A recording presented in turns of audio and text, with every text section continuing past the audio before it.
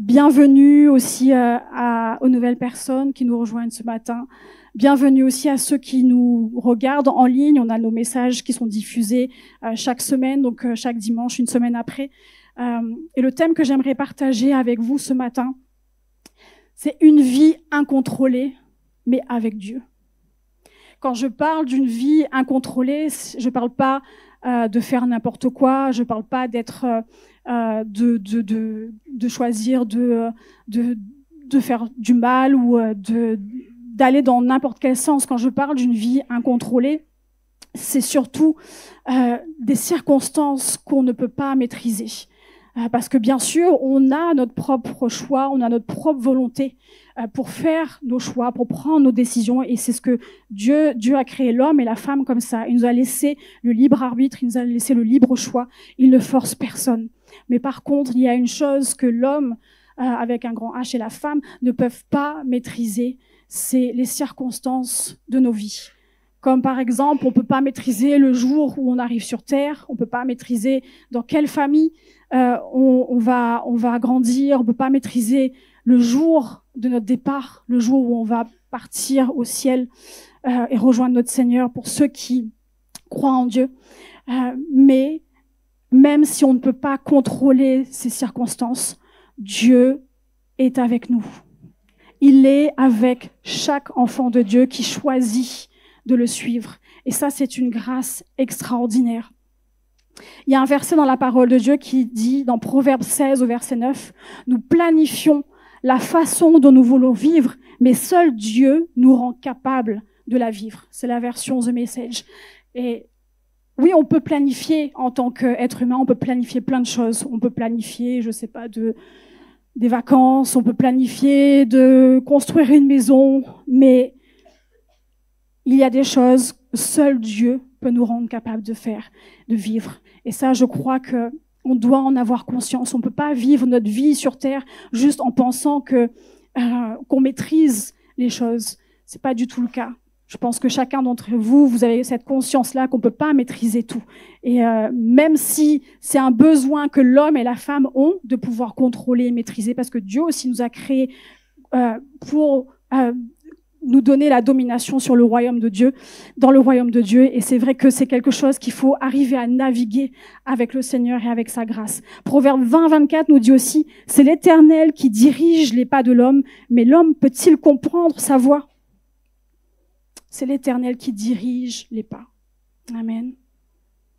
Et même si je ne peux pas contrôler ce qui m'arrive, par contre, je peux traverser n'importe quelle circonstance avec Dieu.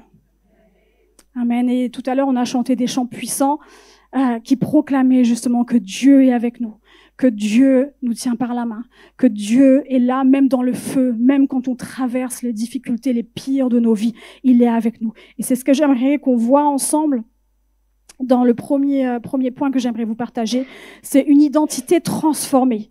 Quand on accepte de suivre Jésus, quand on devient enfant de Dieu, on a une responsabilité et une mission que Dieu aussi nous donne. Je ne sais pas si vous avez conscience de ça, pour ceux qui connaissent réellement la parole de Dieu et qui sont déjà enfants de Dieu, on a une responsabilité. C'est de devenir, d'être à l'image, d'être transformé à l'image de Jésus-Christ. Amen. Et quand on commence ce début de route avec Dieu et avec Jésus, il y a un échange qui se produit. Il y a un échange qui se passe avec Dieu et avec Jésus. On change d'identité. On a une nouvelle nature, mais on change d'identité également. Jésus n'est pas juste venu pour restaurer nos traumatismes, il n'est pas juste venu pour nous guérir, il n'est pas juste venu pour répondre à nos besoins. Il est venu pour nous changer nos cœurs et nous donner une nouvelle identité. Je ne suis plus la même que j'étais il y a 30 ans en arrière. Parce que j'ai accepté Jésus qui m'a changé, il a enlevé des peurs, il a enlevé plein de choses dans ma vie qui n'étaient pas conformes à sa parole. Et il continue à me transformer. Et je crois que c'est ce qu'il continue aussi à faire en chacun de vous et en chaque enfant de Dieu. Amen. Et il y a Il y a un exemple dans la parole de Dieu que peut-être certains connaissent, c'est l'histoire de la femme à la perte de sang. Donc cette femme avait une perte de sang depuis des années. Et elle décide, après avoir essayé beaucoup de choses, elle a essayé plein de solutions qui n'ont pas marché. Et la dernière solution, c'est elle va voir Jésus. Et elle touche le bord de son vêtement et elle est guérie. Mais ce qui est intéressant en fait dans ce passage, c'est de voir qu'elle est guérie, mais il y a une chose qui n'était pas encore guérie en elle, parce qu'on voit qu'elle s'avance vers Jésus, parce que Jésus demande « Qui m'a touché ? Qui s'est approché de moi ?» Et en fait, elle vient quand même avec crainte, et c'est marqué dans le verset qu'elle est quand même assez craintive. Et alors, quand Jésus voit qu'elle vient et qu'elle a été guérie, il y a une chose qu'il va faire en plus de sa guérison. Il va lui donner une nouvelle identité. Et on peut le voir au verset dans Luc 8, au verset 48. Il lui dit « Ma fille, ta foi t'a sauvée, va en paix. » Il l'appelle ma fille. C'était plus juste la femme à la perte de sang. C'était plus juste une femme dans la foule, une femme qui était peut-être inconnue des autres, mais il l'appelle ma fille. Jésus est venu pour restaurer ton identité. Amen. Et Jésus a cette mission-là aussi, de changer notre identité. Et il n'est pas venu, comme je disais tout à l'heure, pour uniquement répondre à mes besoins, mais aussi pour me transformer. Et à notre tour, on doit prendre en fait cette mission et cette responsabilité au sérieux. La parole de Dieu nous dit dans Romains 8, au verset 29, « Car ceux qu'il a connus d'avance, il les a aussi prédestinés à être semblables à l'image de son Fils, afin que son Fils fût le premier-né d'entre plusieurs frères. » On voit bien là que ceux qu'il a connus d'avance, c'est qui ceux qu'il a connus d'avance? C'est les enfants de Dieu, c'est toi, c'est moi, c'est ceux qui ont accepté de suivre Jésus.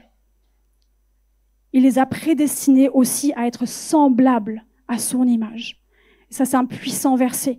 Quand il y a des domaines de nos vies où on n'arrive pas peut-être à changer ou par nos propres forces et que on a du mal, on peut proclamer aussi ce verset et dire « Seigneur, tu m'as prédestiné à être semblable à toi, à être semblable à ton image. » C'est ce qu'il nous appelle à être et à devenir. Amen. Et il a donné son Fils Jésus-Christ. Dieu a donné son Fils Jésus-Christ, ce qu'il avait de plus cher, justement pour nous donner l'exemple. Jésus est venu sur terre pour manifester et montrer le chemin de comment nous, on devait aussi réagir, comment nous, on devait faire les bons choix. Et Jésus nous a pas juste dit ce qu'il fallait faire. Il n'a pas juste dit « faites ceci, faites cela ». Il a montré le chemin. Lui-même, il est passé par cette application de la parole. La parole s'est faite chair. Il est venu sur terre parce que la parole devait se faire chair. Il devait montrer l'exemple. Il devait montrer à l'homme qu'il était capable de pouvoir accomplir de grandes choses. Amen. Tout comme un parent, aujourd'hui on fête la fête des mères, tout comme les parents montrent à leurs enfants comment faire. Un parent qui va juste dire à son enfant « fais ceci » ou « fais cela », ça va pas marcher. L'enfant, à un moment, il va se dire tu as peut-être des belles paroles, mais toi, tu fais pas cela. L'enfant a besoin de voir. Il a besoin que quelqu'un lui montre l'exemple. Et c'est ce que Jésus est venu faire, est venu accomplir. Et dans la parole de Dieu, on a plein d'exemples justement sur ce que Jésus a accompli, sur les façons, la manière dont il opérait la volonté de Dieu sur terre. On voit dans Éphésiens 2:10, « Car nous sommes son ouvrage ayant été créés en Jésus-Christ pour de bonnes œuvres que Dieu a préparées d'avance afin que nous les pratiquions. » Jésus est notre standard, il est notre modèle. Et on a des bonnes œuvres à accomplir. Il nous a donné à chacun une mesure, il nous a donné à chacun de bonnes œuvres à accomplir. Et c'est à nous, personnellement, de choisir, de dire « Seigneur, on veut les faire, on veut faire ta volonté, on veut que ton règne vienne, on veut devenir aussi des exemples, on veut aussi manifester ce que toi, tu aurais manifesté sur terre. » Et comme je disais tout à l'heure, quand on devient parent, en fait, il y a beaucoup de choses qui changent dans une vie. Les mamans, elles peuvent le savoir encore plus peut-être que des fois les papas, parce qu'il y a des changements même physiques qui s'opèrent. Physiquement, une maman n'est pas la même que quand elle n'avait pas d'enfant. Même ton physique change. Il y a ta façon de penser qui change. Tu penses plus qu'à toi. Tu peux plus gérer ton planning que par toi-même, et tu es obligé de considérer tes enfants. Tu es obligé de partager ton temps. Tu vas partager aussi l'amour que tu as, et c'est juste extraordinaire. Il y a tout un environnement qui change. Et c'est pareil pour un enfant de Dieu. Quand on devient enfant de Dieu, notre environnement change, notre façon de penser change, notre façon de voir le monde, notre façon de vivre change. Amen. Pour le meilleur. Pour le meilleur. Et ça, c'est une grâce. Ça ne veut pas dire qu'on n'a pas de difficultés et qu'il n'y a pas d'épreuve, parce que comme on a vu tout à l'heure et comme on l'a chanté et proclamé, il est avec nous dans le feu, il est avec nous dans l'épreuve. Amen. Et on va de progrès en progrès.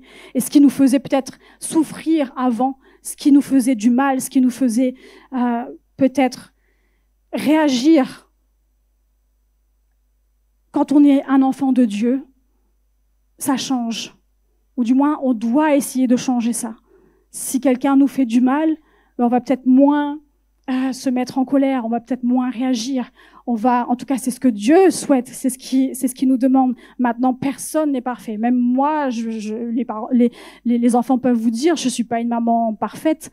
Je suis une maman comme toutes les autres qui, parfois, a ses limites, qui parfois est fatiguée, qui parfois peut être irritée.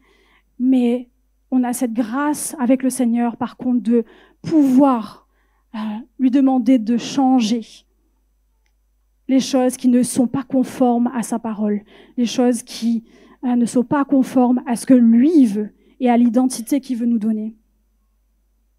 Amen. Le deuxième point que j'aimerais vous partager ce matin et voir avec vous, c'est que on doit être transformé selon la volonté de Dieu. C'est pas juste transformé parce que on veut bien faire ou on veut être meilleur, pas du tout. On doit être transformé selon la volonté de Dieu. Romains 12 au verset 2 nous dit: ne vous conformez pas au siècle présent, mais soyez transformés par le renouvellement de l'intelligence, afin que vous discerniez quelle est la volonté de Dieu, ce qui est bon, agréable et parfait. C'est un verset puissant. Donc le Seigneur nous dit: ne vous conformez pas au siècle présent, mais soyez transformés par le renouvellement de l'intelligence. Le mot conformer, en fait, ici dans ce passage, en grec, c'est le mot suschematizo. Ça veut dire se conformer à un modèle d'un autre. C'est être façonné selon quelque chose. Et c'est ce qui te forme, c'est ce qui te façonne.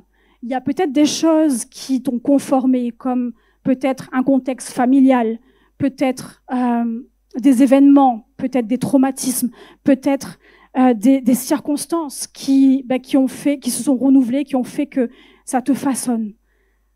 Mais la parole de Dieu nous dit: ne vous conformez pas au siècle présent. Donc ce qui nous a façonné, si ça ne correspond pas à la parole de Dieu, si ça ne correspond pas à la vérité de la parole de Dieu, on peut choisir de ne pas rester comme ça. Être façonné aussi, c'est un peu comme si on se met en accord avec qui on est ou avec ce qu'on est devenu.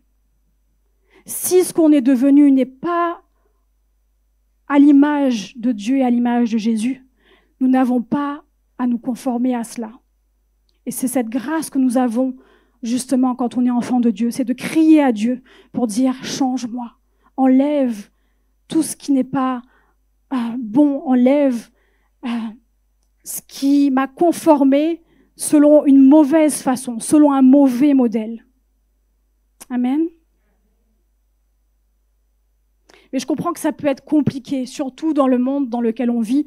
Aujourd'hui, il y a beaucoup de choses qui cherchent à nous façonner, à nous conformer. Aujourd'hui, on est dans un monde qui va à 1000 à l'heure, qui nous demande toujours peut-être plus. Et on voit bien les réseaux sociaux, l'influence que les réseaux peuvent avoir. Il y a tout ça qui cherche à nous façonner. Je dis pas que les réseaux sociaux sont pas une bonne chose ou que la technologie n'est pas une bonne chose, pas du tout. Il y a plein de bons dans cela. Mais je rigolais en fait en pensant justement à se conformer, parce que c'est vrai que je suis maman de trois enfants, donc c'est la 19e année que je fête la fête des mères cette année. C'est vraiment une joie d'avoir 3 merveilleux enfants. Mais en fait, il y a parfois un décalage dans la façon aussi de penser entre la nouvelle génération et les anciennes générations. Par exemple, le téléphone, les réseaux sociaux. Nous, un téléphone, enfin pour moi, un téléphone, ça sert à appeler, ça sert à envoyer des messages, mais pas pour la nouvelle génération. Si tu envoies un message à un jeune aujourd'hui, peut-être qu'il faut t'attendre à ce qu'il te réponde pas, parce que pour lui, un message, c'est pas répondre. Pour eux, communiquer, c'est ils communiquent via les réseaux. Alors que pour nous, on va se dire non, c'est un manque de respect, c'est pas normal, non, il faut que tu répondes. Mais aujourd'hui, c'est comme ça. Ils ne veulent pas, c'est pas qu'ils font mal, c'est ce qui les a façonnés, c'est ce que le monde aujourd'hui est, c'est ce qui les façonne. Et pareil, je pensais par exemple aux recettes de cuisine. Aujourd'hui, pour faire une recette, on peut ouvrir une page YouTube. Alors qu'avant, il fallait prendre un livre, lire, regarder la recette. Aujourd'hui, tu ouvres une page Internet et puis tu as tout. Et puis en plus, il y a l'image. Donc tu vois même la couleur des aliments, tu vois même le poulet s'il est bien frit. Donc il y a encore plus de détails. Donc oui, il y a des avantages. Et un exemple par contre de bonnes choses. Sur les réseaux et notamment sur YouTube, il y a des choses aussi, il y a des solutions qu'on peut trouver. Et ça, c'est intéressant. Il y a quelques temps de cela, en fait, on devait voyager et il nous manquait une valise. Donc, on a demandé à un ami de nous prêter une valise. Et puis, arrivé à l'aéroport, en fait, la valise n'était pas scellée. Donc, il fallait faire le code pour sceller la valise. Et là, donc, on n'a pas le code. Donc, Steve appelle l'ami pour dire est-ce que tu peux me donner le code parce qu'il faut qu'on ferme. Et on fait le code, mais c'était pas le bon. Donc, on s'est retrouvé avec une valise qu'on ne pouvait pas fermer. Donc, qu'on n'avait pas le code. Donc, Steve a fermé, mais on s'est dit purée, quand on va arriver, comment on va faire pour ouvrir la valise? Donc, quand on est arrivé, on a eu un problème. On ne pouvait plus ouvrir la valise. Donc là, c'était soit il fallait la casser. J'ai dit non, on va pas casser une valise. Il faut racheter la valise après. J'ai dit non, Steph. J'ai dit on va essayer de trouver une solution. Donc là, je me suis dit on va aller sur YouTube. Comment ouvrir une valise sans code? Après avoir regardé 5 vidéos et essayé 4 fois les premières solutions, au bout de la 5e fois, j'ai réussi à ouvrir la valise.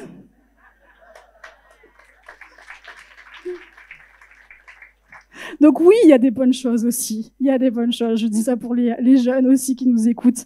Il y a des bonnes choses qu'on peut retirer aussi des réseaux, d'Internet, etc. Mais quand je parle de ne pas se conformer, c'est ce qui, en fait, c'est les choses mauvaises. C'est ce qui produit du mal. Parce que les réseaux aussi peuvent façonner de la mauvaise façon les jeunes. Il y a les jeunes filles, surtout aujourd'hui, au niveau de leur identité. Elles voient que des jeunes femmes qui sont tout le temps belles, bien maquillées, etc. Mais la réalité, elle est pas comme ça. Je veux dire, quand on sort du lit, on n'est pas maquillé, on n'est pas bien habillé. C'est pas la réalité. Il y a un petit peu de préparation à faire. Et ça, c'est pour tout le monde.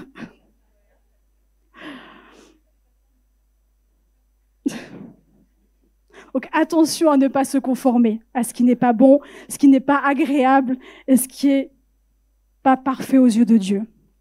C'est ce que Dieu nous demande. Il nous demande de faire attention à ce qui façonne notre pensée. Parce que Dieu sait que justement, l'homme se construit avec sa manière de penser et peut se détruire aussi avec sa manière de penser. Donc la pensée est puissante. Et c'est pour ça que Dieu nous met en garde en disant « Faites attention à ne pas vous conformer ». Ça ne veut pas dire qu'il nous interdit ces choses-là, Mais il nous dit cela pour que justement, on choisisse les bonnes choses, les choses qui vont nous construire à sa manière. Amen. D'ailleurs, la foi, aujourd'hui, encore plus en 2025, la foi est une folie. La foi est une folie aujourd'hui, aux yeux du monde. Je ne sais pas pour vous, mais quand vous parlez de Dieu, quand vous dites que vous êtes chrétien, aujourd'hui dans le monde où vous vivez, les gens peuvent vous prendre pour un fou. Ils peuvent vous dire, mais comment tu peux croire que Dieu agit? Comment tu peux croire que Dieu guérit? Aujourd'hui, c'est une réalité pour beaucoup de personnes sur Terre. C'est une réalité même pour beaucoup de jeunes. Et pourtant, Dieu existe. Amen. Le mot conforme, comme je dis tout à l'heure, c'est mettre ensemble pour former. C'est un peu comme si on se met en accord avec ce qui nous construit. C'est pour ça que, en tant que chrétien, il est bon aussi de se demander si nos pensées, est-ce que ça vient de nous? Est-ce que ça vient de Dieu? Qu'est-ce qui emmène ces pensées en nous? Et je pense que si on prend le temps à chaque fois de réfléchir et de méditer sur les pensées qu'on a, je crois qu'il y a beaucoup de choses qui pourraient changer dans nos vies et que Dieu pourrait encore plus nous transformer. Mais parfois on laisse les jours passer, on laisse les années passer, on se dit voilà, je suis comme ça et puis ça va peut-être changer un jour. Mais non, si tu es pas intentionnel pour demander à Dieu de venir te renouveler, ça va pas changer tout seul. Ça va te demander à toi aussi de reconnaître qu'il y a des choses avec lesquelles tu dois pas te mettre en accord. Qu'il y a des choses que tu te dis, je ne veux plus de ça, je ne veux plus être comme ça. Amen. Et il y a un exemple dans la parole de Dieu puissant, je pense que certains d'entre vous connaissez, c'est l'exemple de Gédéon. Et on va le lire ensemble dans Juges 6, 13. Gédéon lui dit, « Ah, mon Seigneur, si l'Éternel est avec nous, pourquoi toutes ces choses nous sont-elles arrivées? Et où sont tous ces prodiges que nos pères nous racontent quand ils disent, « L'Éternel nous a-t-il pas fait monter hors d'Égypte? Maintenant, l'Éternel nous abandonne et nous livre entre les mains de Madian. » C'est un verset très fort parce qu'on voit là que Gédéon réagit à ces circonstances et qu'il s'est conformé à une réalité. Il s'est conformé à une réalité d'oppression. Il s'est conformé et il a accepté cette pensée que sa vie allait durer comme cela pour tout le temps. Il dit même, l'Éternel nous abandonne. Et au verset 12, on voit que l'ange de l'Éternel vient le voir et lui dit, l'Éternel est avec toi, vaillant guerrier. Donc on voit que l'ange de l'Éternel vient le voir pour lui dire qu'il est un vaillant guerrier. Et Gédéon qui, lui, a des pensées qui sont tout à fait négatives et qui vont à l'encontre de ce que l'ange de l'Éternel lui dit. Gédéon devait se dire, mais comment tu peux dire que Dieu, c'est ce qu'il a dit, comment tu peux dire que Dieu est avec moi alors que mes circonstances sont pourries, alors que toutes ces choses qui nous sont arrivées, ça n'a été que malheur, ça n'a été que tristesse, ça n'a été que souffrance. Et il dit, comment tu peux dire que Dieu est avec moi? Mais l'ange de l'Éternel est venu lui parler parce que Gédéon devait refuser de se conformer à cette réalité. Cette réalité de défaite, cette réalité de servitude, cette réalité d'oppression, parce que le peuple de Madian n'arrêtait pas de les battre, de les oppresser. Et on voit dans ce verset aussi qu'il parle du Dieu de ses pères. Il cite en disant « Où sont tous les prodiges que nos pères nous racontent ?» Donc là, pour lui, il parle d'un Dieu dont c'est ses pères qui ont expérimenté la réalité. Il parle d'un Dieu où c'est ses pères qui ont eu la victoire. Mais l'ange de l'Éternel est venu le voir parce qu'il voulait que Gédéon découvre Dieu par lui-même. Il voulait un face-à-face avec lui. Il voulait que Gédéon comprenne qu'il n'est pas seul, que Dieu est avec lui. Amen. Et je crois que ça, on peut tous passer par là. On peut tous passer par des saisons d'oppression. On peut tous passer par des saisons de détresse, des saisons où c'est tellement difficile et intense, où tout s'enchaîne, où tout est négatif, où tout se multiplie, mais de la mauvaise façon, où tu te dis, mais où est Dieu? Où est Dieu dans cette situation? Et pourtant, Dieu est avec toi. Amen. Et ça, c'est une réalité. Le désir de Dieu est de faire un miracle au travers de toi. Mais avant, il veut que tu comprennes que justement qu'il est avec toi et que toi, tu es avec lui. Amen. Alors, je t'encourage ce matin à demander à Dieu d'être avec toi chaque jour, même dans la détresse. Dire, Seigneur, je sais que tu es avec moi, même si les circonstances n'ont pas changé, même si c'est encore difficile, même si la réalité n'a pas encore été transformée. Je sais que tu es avec moi. Tu me donnes la grâce tous les jours de pouvoir me lever, de pouvoir t'honorer, te glorifier, jusqu'à ce que Dieu intervienne. Amen. Parce qu'il n'y a aucune situation qui est impossible pour Dieu. Il n'y a aucune situation qui est impossible pour lui. Et son cœur, pour ses enfants, c'est que on ressorte victorieux de nos difficultés et de nos épreuves. Amen.